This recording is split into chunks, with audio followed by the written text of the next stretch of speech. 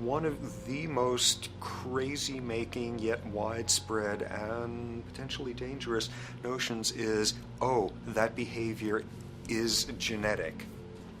Now, what does that mean? It means all sorts of subtle stuff if you sort of know modern biology, but for most people out there, what it winds up meaning is a deterministic view of life, one rooted in biology and genetics.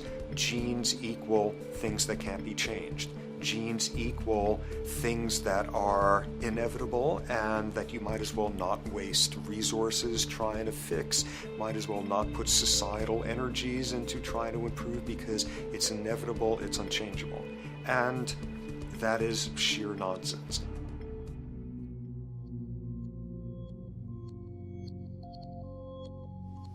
It is widely thought that conditions like ADHD are genetically programmed, conditions like schizophrenia are genetically programmed. The truth is the opposite. Nothing is genetically programmed. They're very rare diseases. I mean, a small handful, extremely sparsely represented in the population, that are truly genetically determined.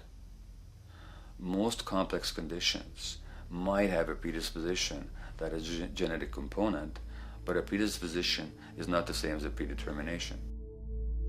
The whole search for the source of diseases in the genome was doomed to failure before anybody even thought of it, because most diseases are not genetically predetermined. Heart disease, cancer, strokes, rheumatoid conditions, autoimmune conditions in general, mental health conditions, addictions, these are none of them genetically determined. Breast cancer, for example, out of 100 women with breast cancer, only 7 will carry the breast cancer genes. 93 do not. And out of 100 women who do have the genes, not all of them will get cancer.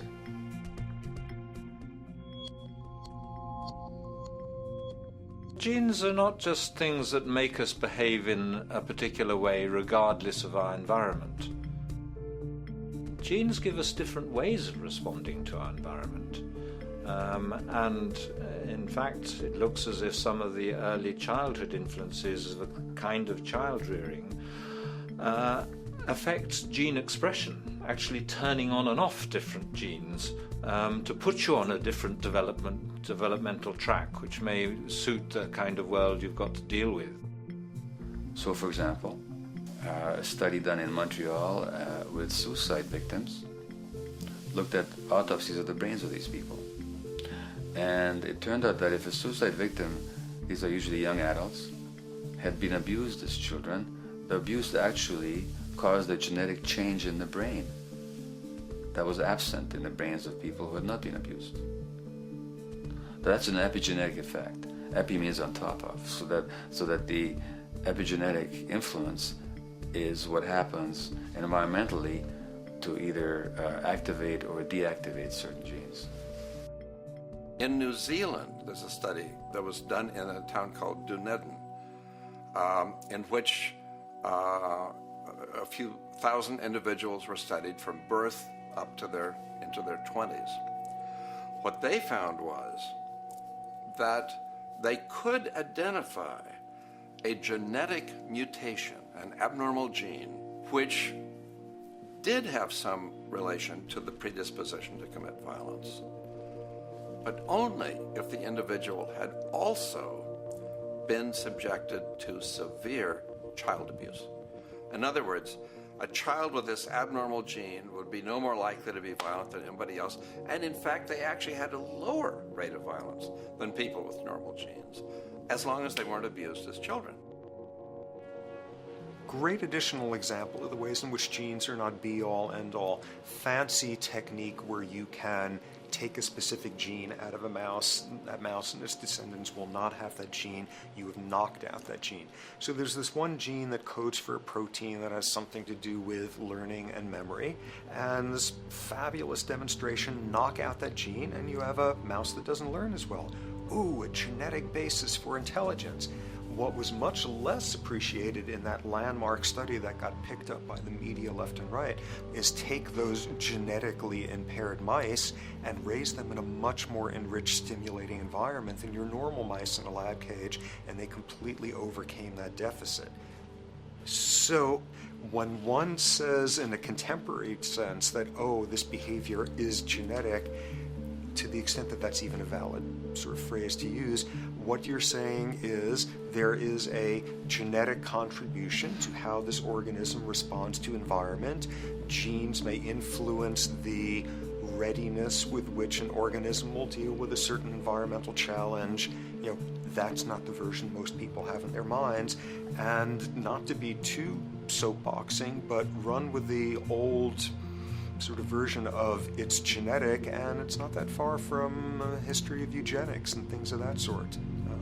It's a widespread misconception, and it's a potentially fairly dangerous one. One reason that the sort of biological explanation for violence, one reason that hypothesis is potentially dangerous, it's not just misleading, it can really do harm, is because if you believe that, you could very easily say, well, there's nothing we can do to change the predisposition people have to becoming violent.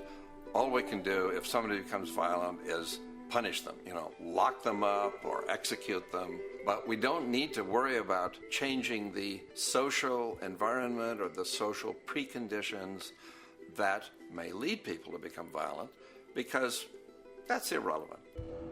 The genetic argument allows us the luxury of ignoring past and present historical and social factors. And in the words of Louis Menand, he wrote in the New Yorker, very astutely, he said, "It's all in the genes, an explanation for the way things are that does not threaten the way things are. Why should someone feel unhappy or engage in antisocial behavior when that person is living in the freest and most prosperous nation on earth? It can't be the system.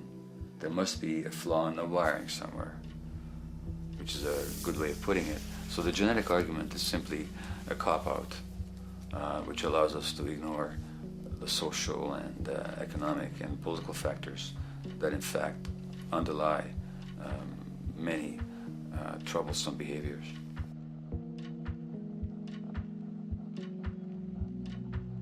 Addictions are usually considered to be a drug-related issue, but looking at it more broadly, I define addiction as any behavior that is associated with craving, with temporary relief, and with long-term negative consequences, along with an impairment of control over it, so that the person wishes to give it up or promises to do so, but can't follow through.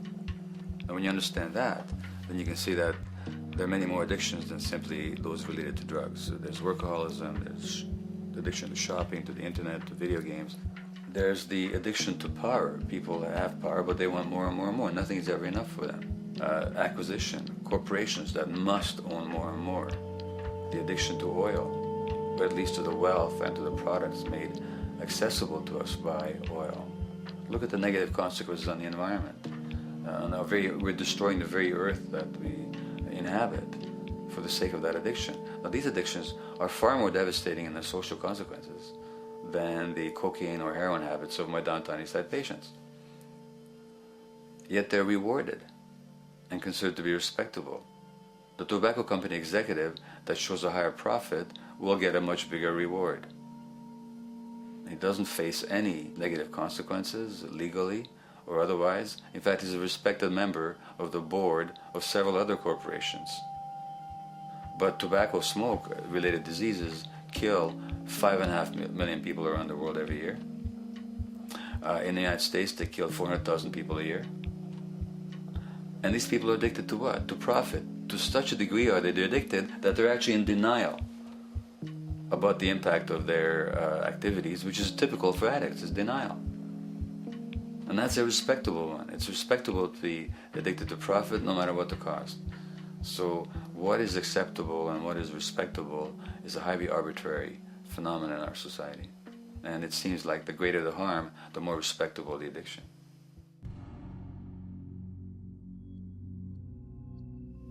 There's a general myth that drugs in themselves are addictive. In fact, the war on drugs is predicated on the idea that if you interdict the sources of drugs, you can deal with addiction that way. Now, if we understand addiction in a broader sense, we see that nothing in itself is addictive. No substance, no drug is by itself addictive, and no behavior is by itself addictive. Many people can go shopping without becoming shopaholics. Not everybody becomes a food addict. Not everyone who drinks a glass of wine becomes an alcoholic. So the real issue is what makes people susceptible, because it's the combination of a susceptible individual and the potentially addictive substance or behavior that actually then makes for full flowering of addiction. In short, it's not the drug that's addictive, it's the question of the susceptibility of the individual to being addicted to a particular substance or behavior. If we wish to understand what then makes some people susceptible, we actually have to look at their life experience. The old idea, although it's old, but it's still broadly held, that addictions are due to some genetic cause is simply scientifically untenable.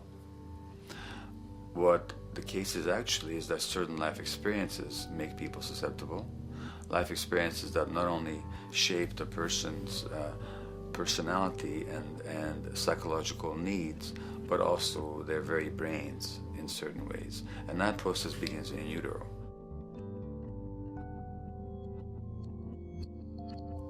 It's been shown, for example, that if you stress mothers during pregnancy, their children are more likely to have traits that predispose them to addictions. And that's because development is shaped by the psychological and social environment. So the biology of human beings is very much affected by and programmed by their life experiences beginning in utero. Environment does not begin at birth. Environment begins as soon as you have an environment. As soon as you are a fetus, you are subject to whatever information is coming through mom's circulations, hormones, levels of nutrients. Great landmark example of this, something called the Dutch hunger winter. 1944, Nazis occupying Holland. For a bunch of reasons, they decide to take all the food and divert it to Germany. For 3 months, everybody there is starving. Tens of thousands of people starve to death. What the Dutch hunger winter effect is, if you were a second or third trimester fetus during the starvation, your body learned something very unique during that time.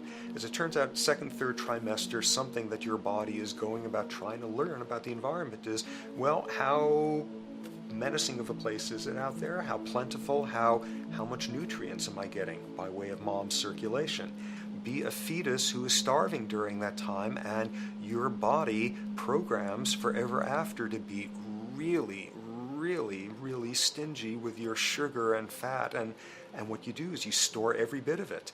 Be a Dutch hunger winter fetus, and half a century later, everything else being equal, you are more likely to have high blood pressure, obesity, or metabolic syndrome.